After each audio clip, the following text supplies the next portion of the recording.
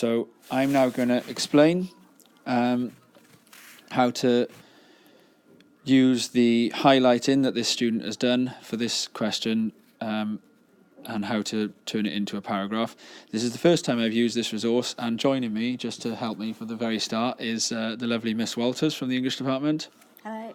And so Miss is going to stick around partly to make sure my English is good, but also to just show me how to make sure that I don't make any mistakes with the IT. So anyway, what I've got here, Miss Walters, is I used the Charlie Brooker extract where he's writing about the iPad, and we're practicing for the second question in the non-fiction English exam, which usually begins with something like, how does the writer? Okay. And the question we set them was, how does Charlie Brooker show his skepticism or / disdain? I think we argued a little bit over whether to use skepticism or disdain. Which one of those do you think is more Charlie Brooker? I'm not quite sure. I'm not that familiar with him. Oh, aren't you? Oh, you're going to be horrified when you read how he writes now. How does Charlie Brooker show his skepticism for Apple as a company and for Apple customers? This is a student here who's done some pretty healthy highlighting as we've read through. The extract begins at absurdly and goes through to the iBin complete with built-in camera for $599. So we're going to turn this student's highlighting into a well-worded answer. So at this point, I might advise any students who haven't looked at this for a couple of days to pause the clip and reread the extract and have a think about what you might have highlighted or why the student has highlighted what they've highlighted. Anyway, moving on. First of all, we're going to look at... Am I going all right so far, Miss? Yeah, you I reckon? think that seems quite good, nice and clear. Okay. Right, so to start with, what you want to do is you want to have some kind of overview sentence that shows you kind of get the question and that you've come up with a general idea for how to respond. Is that what you'd be doing with your classes, Yeah, Miss? they'll be thinking about the words in the question and how they can really show the examiner they're actually answering the right question. Yeah. Okay. So you'd probably want to reuse a word like disdain or something like that in that opening sentence. What the students generally felt was that that Charlie Brooker kind of makes Apple customers look like they're a bit silly and over the top. However, at the very end, he actually starts to become one. And we said, like, he mocks his own skepticism, as the student notes here, by becoming one of the Apple customers. In fact, he calls himself a rude word here, which is an accommodation of the Apple way of writing. So for that opening sentence, we probably want to write something like, here comes the technical trouble. So I'm going to just make sure we got our writing working. Okay. So we would want to say something like, Charlie Brooker shows his skepticism. And it wants us to say skepticism with a C, actually. We argued about that as well in the lesson, actually. Would you have known it was spelt with a C instead of a K, Miss? Is it an American spelling? Oh, it might be. Yeah, there was one student who thought it could be spelt both ways. Shows his skepticism by first mocking Apple customers and portraying them as over whatever height. We'll have a compound adjective here, over the top. This student is aiming for A star, so let's come up with a word like that, over the top, zealots. Good one. Before giving in and becoming one himself. Do you reckon that's a decent overview, opening sentence? Because it shows they've read the whole piece of the text and summarises it quite concisely. Okay, and so then we'd want to go with, to begin with, and we'd start by there. Okay. So we're going to take this student's first piece of highlighting and see if we can do something with that. to start with, actually, he seems to mock the device first of all, doesn't he? The eye dawdler. So he calls it the eye dawdler. So if we were to put that up, we might come up with something like this. So myself and Miss Walters have come up with this. We've said that by calling the new device the eye dawdler, so this is the student's quote, and branding it a time-wasting device, we couldn't get rid of the capital T, by the way, Brooker both mocks Apple's way of naming things and dismisses the actual effectiveness of the iPad and Instant. Now, we've noticed here, it's very important to talk about the reader in this kind of question. If it's a how does the writer question, you've got to make sure you talk about the effect on the reader. So we've said making readers feel his lack of enthusiasm too. What do we notice here, Miss? What have we done with the quotes there, the way that we've tried to use them in the sentence? We've embedded them, so rather than saying this is demonstrated in the quote or wasting time by writing long sections, it's much quicker just to embed the quote into your sentence. And it lets us make the same points, make more points in less time. And by the way, Miss, speaking of eye dawdling, Miss Walters has just told me something very interesting about a rumour about the possible use of the lowercase I in Apple. Yeah, Mr. Anderson and I were just discussing this, and I read somebody who argued that the lowercase I demonstrates kind of a sense of a loss of self, because normally I should be in a capital, so a lowercase I suggests perhaps a loss of self, and I don't know whether I really agree with that. I don't know what you think, Mr. Anderson. It's interesting because earlier in this article, Brooker actually says on the previous page that Apple specialise in taking very important consumer items and selling them back to us. And in the list of consumer items, Brooker actually included the word conceit as like I suppose he's parodying Apple, but again, conceit, like a sense of oneself. So it's quite an interesting point, actually. We feel at this stage as if I'm ever so slightly getting used to using this little gizmo. So I think Miss Walters is going to wish you all good luck and run along and let me finish off this average attempt at use of IT on my own. Good luck, Mr. Anderson. Oh, thanks, Miss. See you later.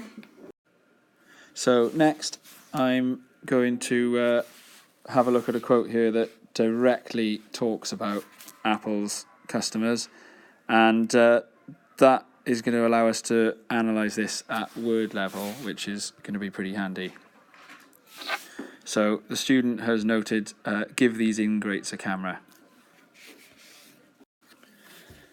So what we've tried to do here is to use the quote, again embedded, and to really focus on the effect of the word ingrates, and also, if aiming for the very top marks, trying to avoid something like saying that it's a positive or a negative word to use. So we've tried to come up with something a little bit more creative than that.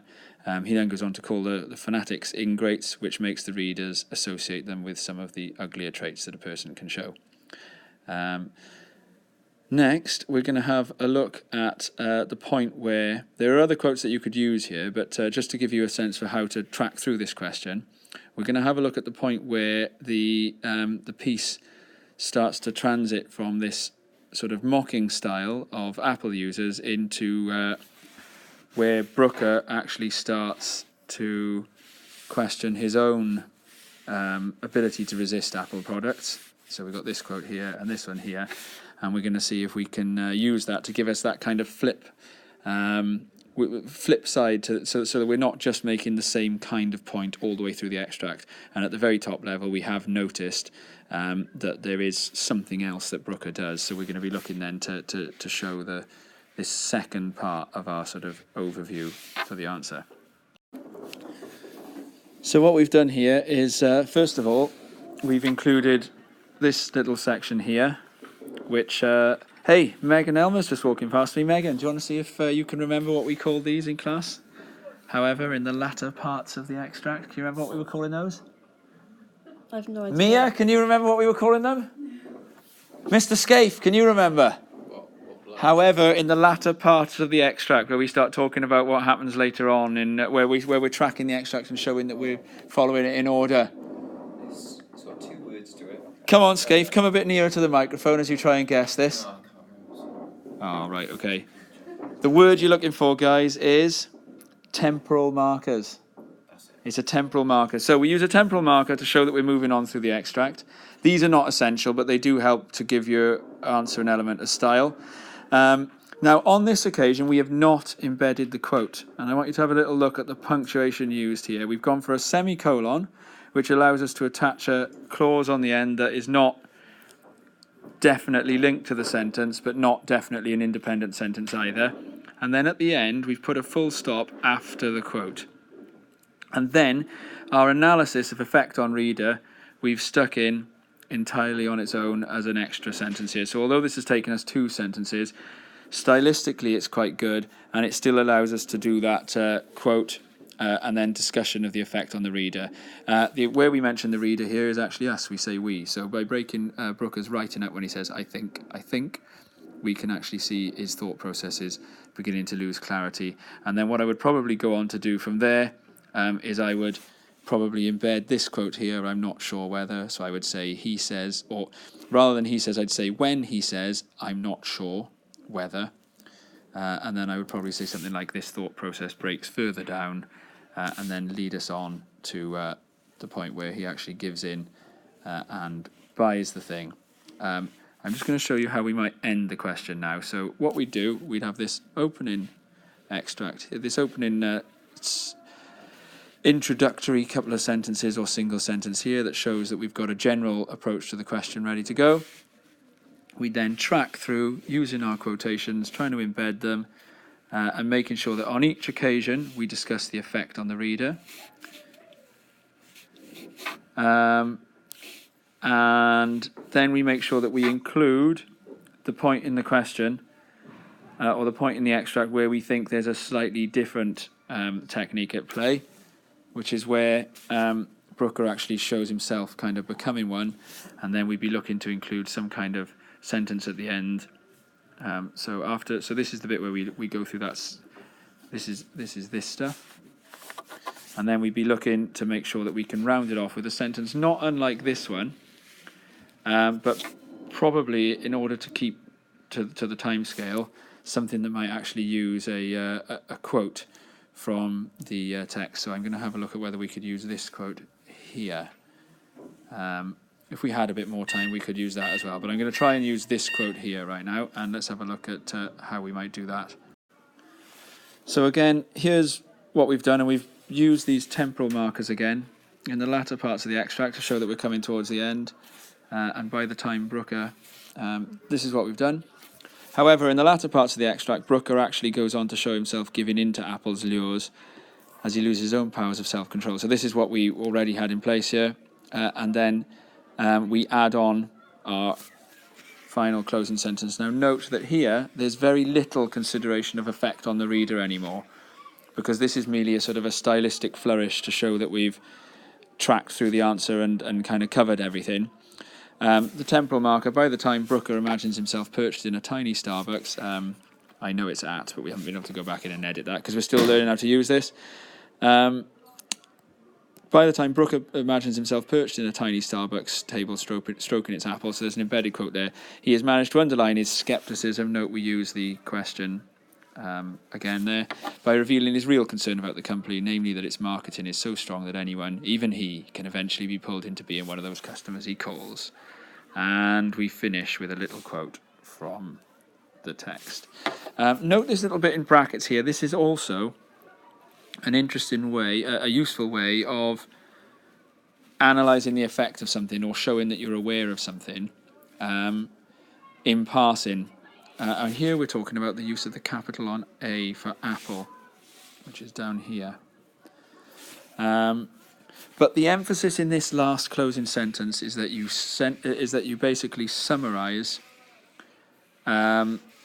what has been done by the end of the extract by the writer. So if this is a how does the reader question, and to start with, you want to show that you know what the reader does in the how does the writer question. You want to show that you know what the writer does in the whole extract in that first sentence that you write, and in your closing sentence, you want something similarly summative, but it's got to relate to where we're left as a reader at the end of the extract. I'm happy to discuss this in any detail. If any of you want, in further detail, if any of you want to come and pop past C16 or my office in Key Stage 5 anytime. Enjoy your holidays.